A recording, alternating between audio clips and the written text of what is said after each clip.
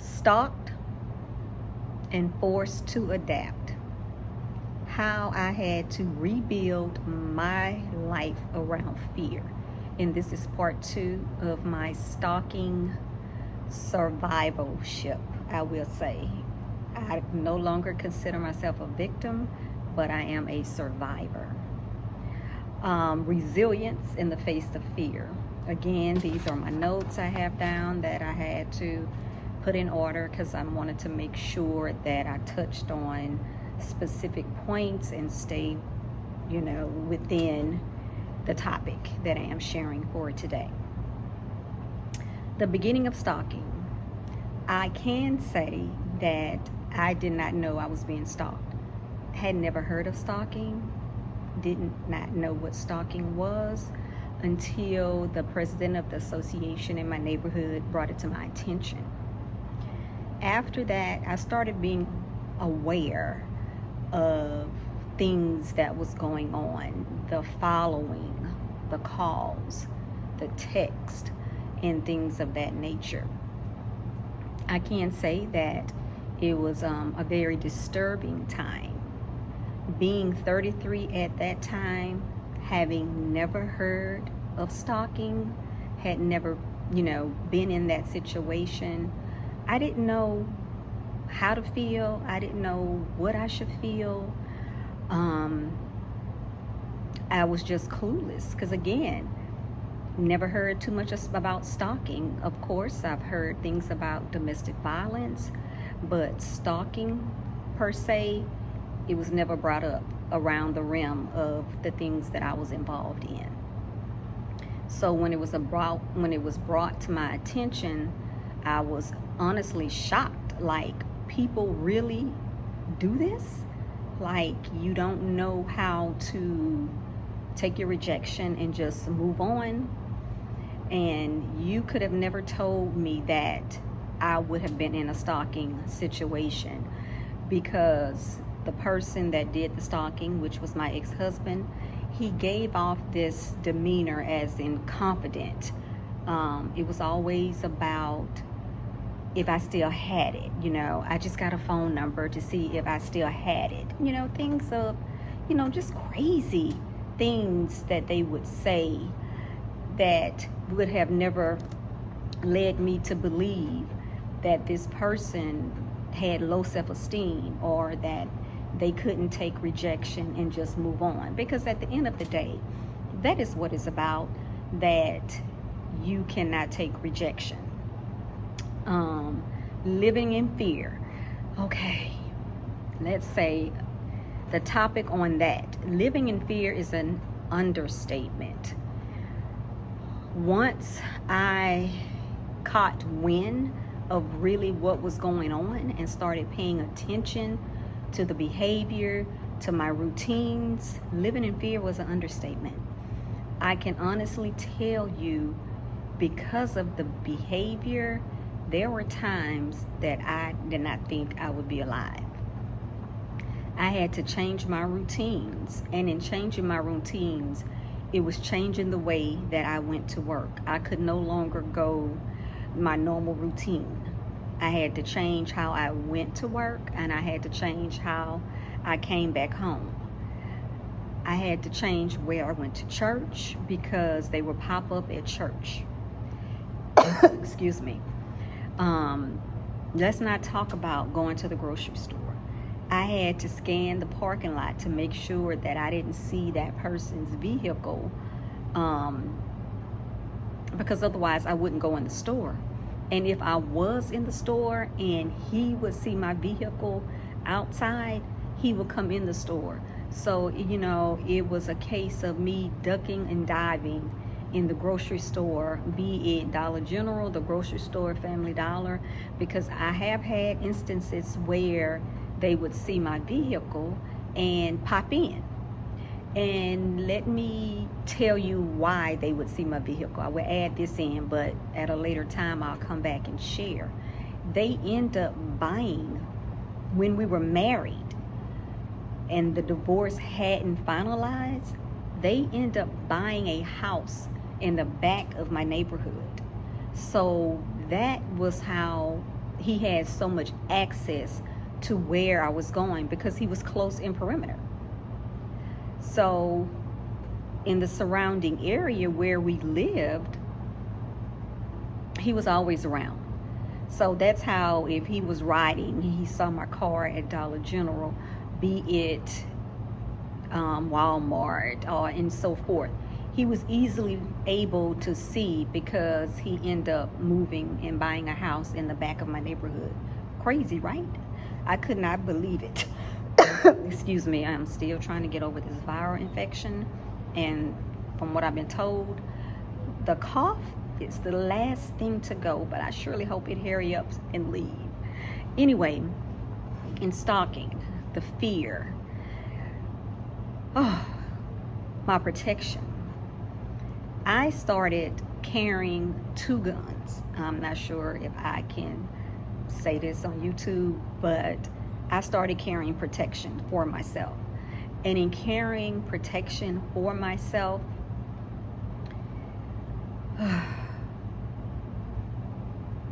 give me a minute. No, I apologize. Like I said, I am reliving this whole entire segment of my life in protecting myself, because that's what I had to end up doing. I was carrying around protection to protect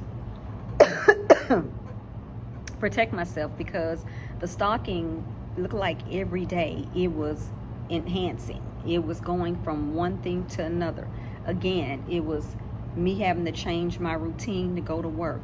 It was me having to change where I went to church. And it was just not me going to one church. I was hopping around churches every weekend just to make sure that he did not have access, or that he didn't come into the church. And during that time, I had to involve everywhere I went, because I didn't want to put other people in danger. So I literally had to let people know. I had to let my church congregation know what was going on, so they could be aware in the back of the church if someone looking distraught, because he had gotten to the point where he was drinking excessively. And so if you're coming in there, you're looking shabby, you're looking distraught, I had to, alert them and make them aware of, look, this is what is going on. If you can have somebody in the back of the church, and if you see this person, can you ward them off? Or, so I was never comfortable anywhere I went, because I'm constantly looking at the door when it would open, so it was definitely not a good space to be in. Let's see, we're talking about the emotions tied to the entire moment. Crying. I can say that crying was non-stop, so much so excuse me, I had become depressed. I was at a heightened level of anxiety, so much so that I had to end up going to therapy. I had to end up getting on medication. And, it was like each time a dramatic occurrence happened with the stalking, I was going back to the doctor. It was to the point where I did not want to feel anything. So it was always, can you please up the medication? It was just I wanted to be numb to it, because I was just so scared.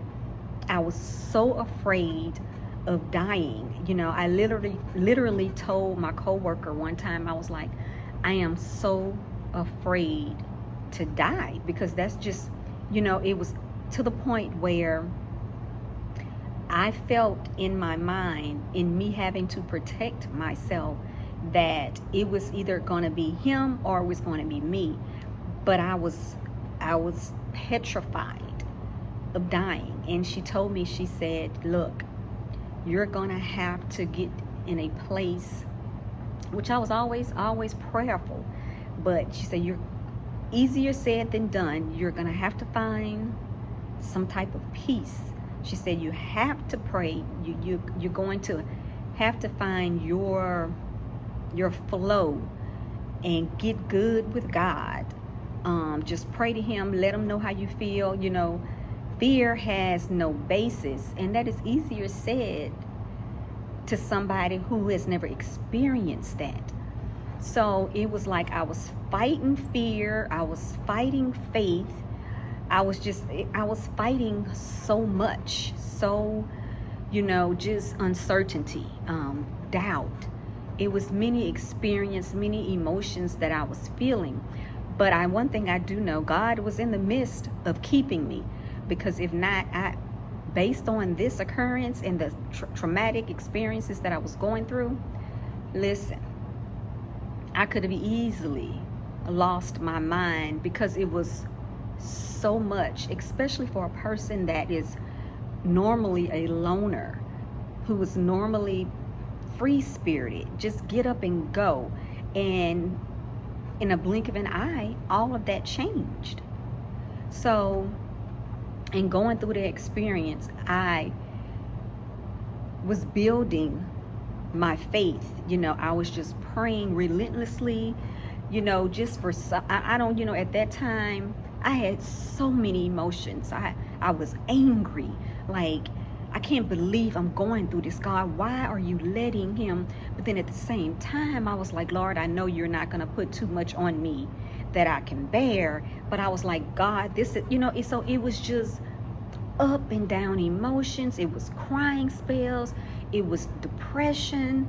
You know, it was just a whirlwind of emotions that I dealt with during that time.